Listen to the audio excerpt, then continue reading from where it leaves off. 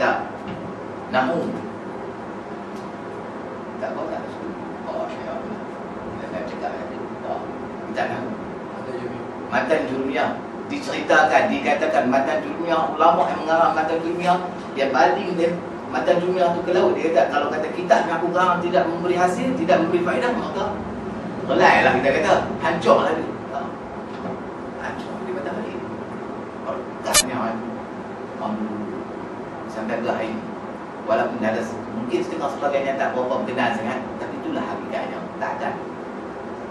Takkan ditelan zaman dan maksudnya. Saya sudah dibaca masuk saya hari ini. Apa yang tertariklah senata itu perhatian tuan-tuan untuk mukadimah pada malam ini saya mukadimah dan nak minta tuan-tuan pilih kitab yang dibaca. Saya nak baca kitab sah-sah maklum saja lah kan. Nak baca kitab itu insya-Allah lah setakat-takat kita kongsi sama lah. Bayang ilmu yang saya dapat, yang cedok daripada guru, yang akan bagi kepahaman sedikit kepahaman kepada saya, insya-Allah mudah-mudahan kita boleh kongsi sama. Kalau kita tengok dalam hadis Rasulullah, tulis macam ni.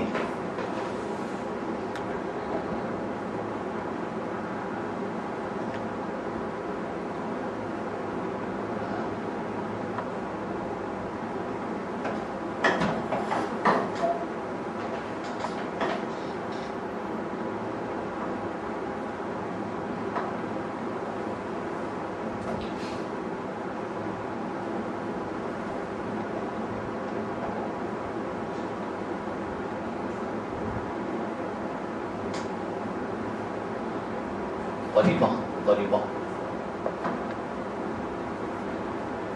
Tuntut ilmu fardu atas tiap-tiap muslim. Ulama ambil satu dalil kefahaman tentang hadis ni disebut dalam al-ilmu. Ilmu di sini kalau dalam istilah bahasa Arab, dia ada dua istilah. Yang pertamanya dikatakan isim nakirah. Yang kedua dikatakan ma'rifah. Kita tak sebut isim lah, kita sebut nakirah senang. Nakirah dan ma'rifah. Nakirah dan ma'rifah.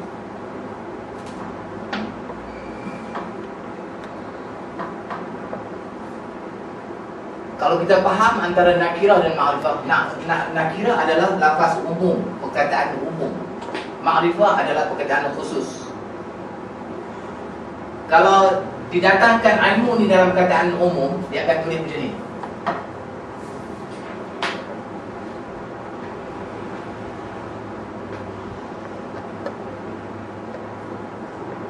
Ilman. Apa bukti kata kalimah ni kalimah nakirah? Salah satunya adalah tanwin. Apa yang membuktikan kalimah ni adalah kalimah ma'rifah? Adalah alif lam sendiri. Kerana nak mengenal ma'rifah, ma'rifah mana khusus lah. Khusus, benda yang dia khususkan. Nakirah benda umum. Contohnya baitun, rumah. Tapi kalau kita nak khususkan benda tu, kita kata al-baitu, rumah tu. Jadi di sini talibul ilmi fariidatun ala kulli muslim.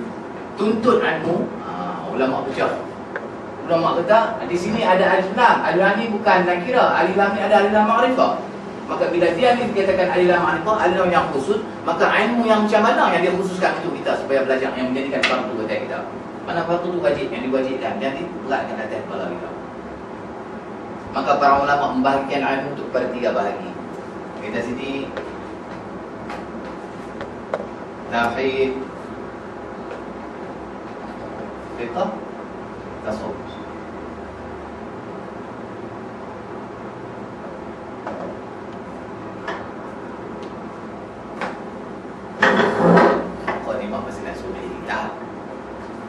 Nabi tu kenal apa ilmu yang patut kita belajar. Kalau macam tu ustaz, tak perlulah belajar hadis tu, tak perlulah belajar tafsir lah. Tak perlu. Tapi adakah itu ilmu fardhu ain? Tak. Ulama mengatakan itu bukan ilmu fardhu ain. Itu ilmu fardhu kifayah. Kerana setiap kitab yang dikarang oleh ulama dah ada lah hadis dan Quran. Kalau tidak dikarang atas satu kitab, melainkan 4 sumber. Jadi mengikut ulama khalaf, talibul ilmi fariidatun ala kulli muslim. Alif lam itu adalah alif lam ma'rifah. Yang ma'rifah itu adalah khusus pada ilmu apa?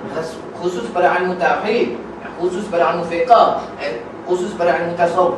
Baik, apa pentingnya ilmu yang ulama susun sedemikian? Karena ilmu tauhid adalah ilmu yang menceritakan, yang memberi kita satu kepahaman tentang ketuhanan, tentang mengenai siapakah Tuhan, siapakah yang menciptakan alam ni. Maka datanglah berbagai-bagai ilmu. Kalau ulama salaf dikatakan dengan rububiyahnya, dengan uluhiyahnya, dengan asma wa sifatnya. Kalau ulama terkemudian, maka dikenali dengan nama ilmu usuluddin, ilmu tauhid, ilmu kalam, ilmu sifat 20. Beberapa nama ni ada satu matlamat, ada satu tujuan. Maka tauhid di sini adalah tauhid khalaq yang dipimpin oleh Abu Hasan Asy'ari ataupun Abu Mansur Al-Maturidi yang dikenali dengan nama sifat 20. Kita tengok, ulama ni dia ni berdalilkan akal ke buat sifat 20 ni? Sebenarnya tidak. Kalau kita tengok sebab tu ulama-ulama dulu dia mantap pengetahuan dia.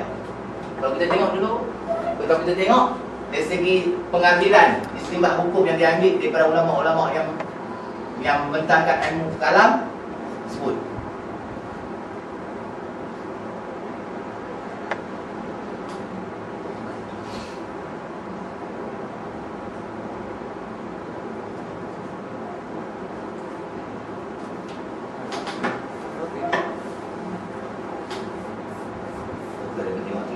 Tulisan tak boleh elok.